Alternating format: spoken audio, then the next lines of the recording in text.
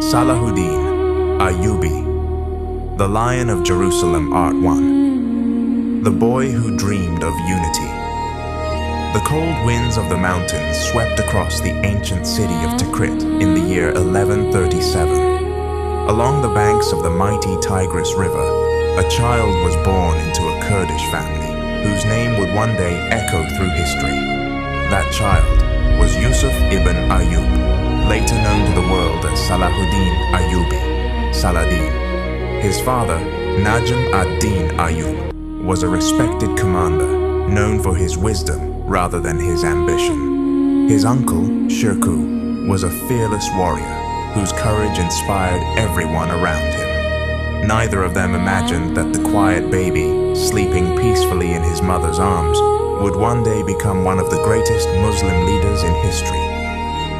On the very night Salahuddin was born, fate changed the family's future.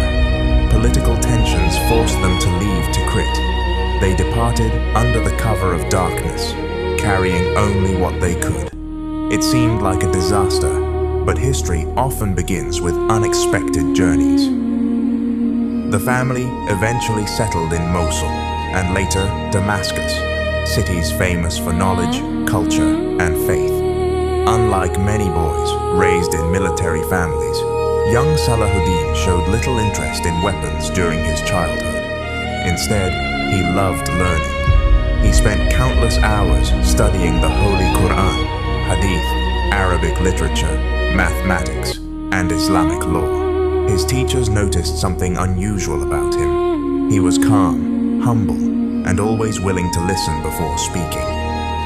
"You will not become great by the strength of your sword," one scholar told him. "You will become great by the strength of your character." Those words remained in his heart forever.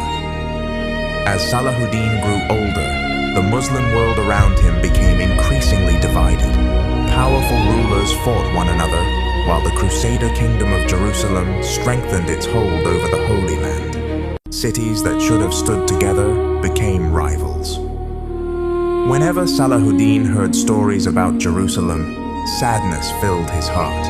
Travelers described how pilgrims struggled to visit the sacred city. Merchants spoke of endless conflicts. Scholars prayed for a leader who could unite Muslims instead of dividing them. Young Salahuddin listened quietly. One evening, while standing beside the walls of Damascus, he looked toward the distant south. "Will our people ever become one again?" he asked. His father answered gently. "Unity begins inside the heart before it appears on the battlefield." Those words shaped the young man's future. Years passed.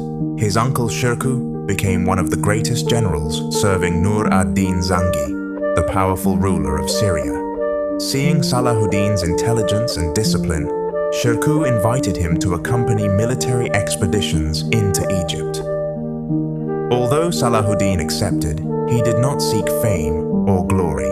He believed that leadership was a responsibility, not a prize. The journey into Egypt was dangerous. The desert stretched endlessly beneath the burning sun. Armies marched through harsh landscapes where water was more valuable than gold. During these campaigns, Salahuddin learned lessons no classroom could teach. He witnessed brave soldiers sacrifice themselves for their brothers. He saw innocent families suffering because of political greed. He realized that victory without justice meant nothing. His uncle often reminded him, "A commander wins battles, a true leader wins hearts." Those words became another guiding principle in Salahuddin's life. The struggle for Egypt was fierce.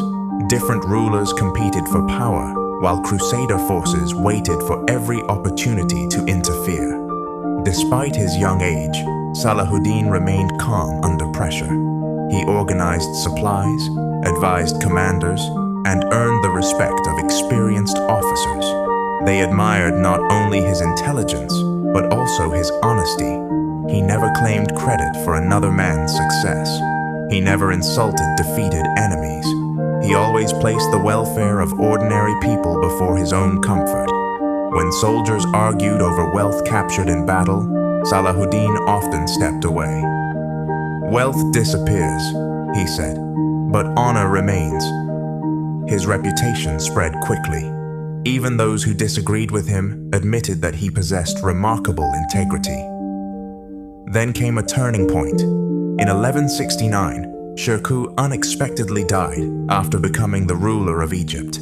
Many expected an older, more powerful commander to replace him. Instead, Salahuddin, still a relatively young man, was chosen as vizier of Egypt. The decision surprised nearly everyone. Some believed he lacked experience, others thought he would fail within months. Salahuddin himself did not celebrate. He spent much of his first night in prayer. "O Allah," he whispered, "do not let this position become a source of pride. Make it a means of serving your people." His work began immediately. Egypt faced enormous challenges. Its economy was weak. Political rivals plotted constantly. The Crusaders watched every movement. Yet Salahuddin refused to rule